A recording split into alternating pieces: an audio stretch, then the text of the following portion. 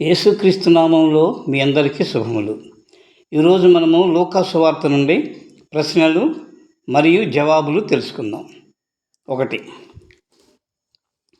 పిలాతు గలిలయులను ఏం చేసెను?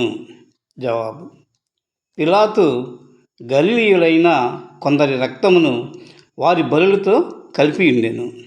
2. పిలాతు గలిలయులకు చేసిన పనిని ఎవరికి చెప్పెను? జవాబు: పిలాతు గలిలయులకు చేసిన పనిని ఆ కాలమున అక్కడ ఉన్న కొందరు యేసుక్రీస్తుకు చెప్పాను. 3. పిలాతు గలిలయులకు చేసిన సంగతి యేసు విని యేసు వారికి ఏమి చెప్పాను?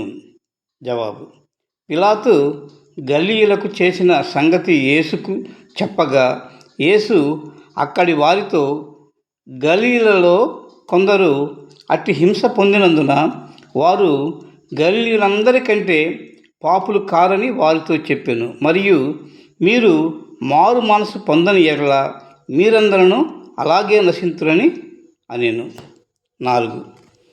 సిలోయములోని గోపురము పడి చచ్చిన వారు ఎంతమంది?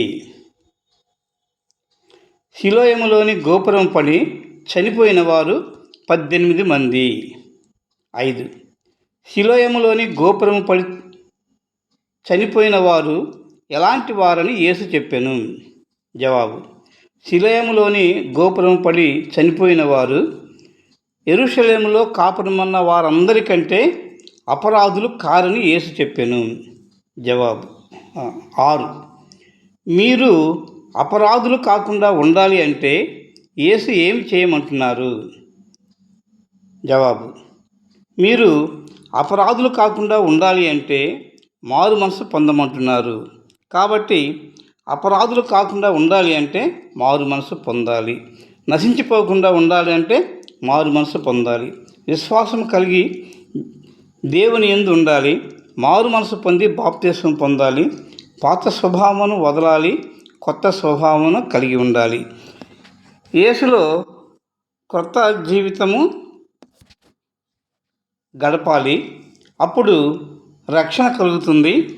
మీరు నిత్య జీవంలో ప్రవేశించగలరు.